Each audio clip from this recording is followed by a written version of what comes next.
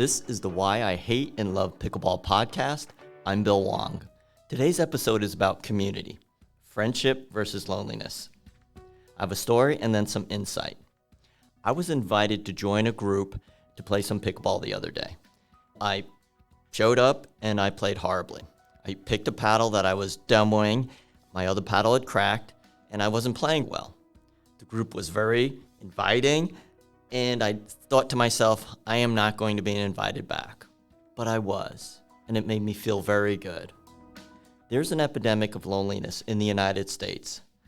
Lacking of connection increases the risk of premature death, which is comparable to smoking 15 cigarettes a day, according to a report by the U.S. Surgeon General.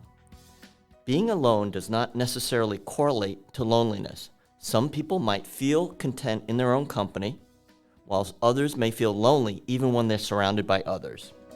In a 2021 study, researchers gathered information on experiences of solitude in more than 2,000 people, ranging from adolescents to older adults.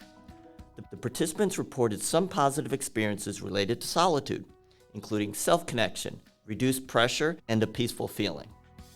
But there were some negative sides.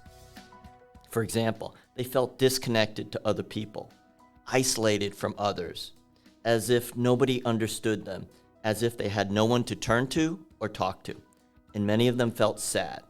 Some of the physical symptoms included lack of focus and concentration, loss of appetite, not sleeping well, and a low energy level.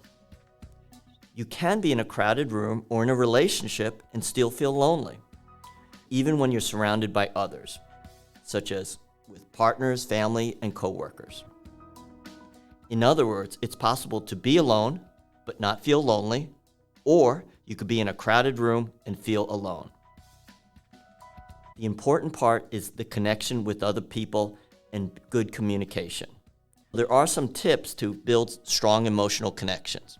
For example, find a hobby that you enjoy, such as pickleball, something that you enjoy doing together with other people. Volunteering at an organization that you support. Volunteering will not only give you a sense of accomplishment and pride, but it's an opportunity to meet others.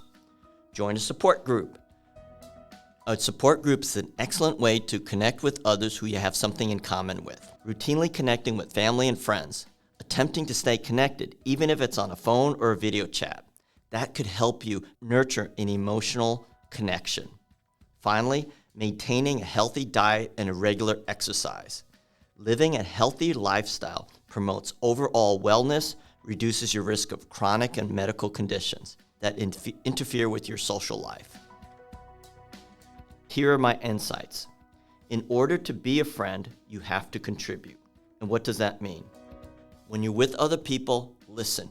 Truly listen. Don't be like me sometimes in a marriage, not listening and being in the moment.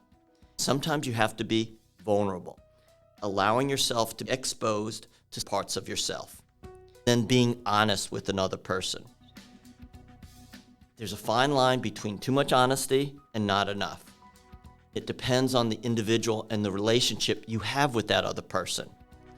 One line from A Few Good Men, you can't handle the truth. If the other person can handle the truth, sometimes that's a little bit on them, but also you have to temper your comments to something that you believe that they can handle, and it takes time. Finally, contribute.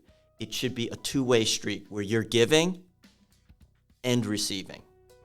One of my very good friends is somebody I met on the pickleball court about 2 years ago, and I cherish our relationship.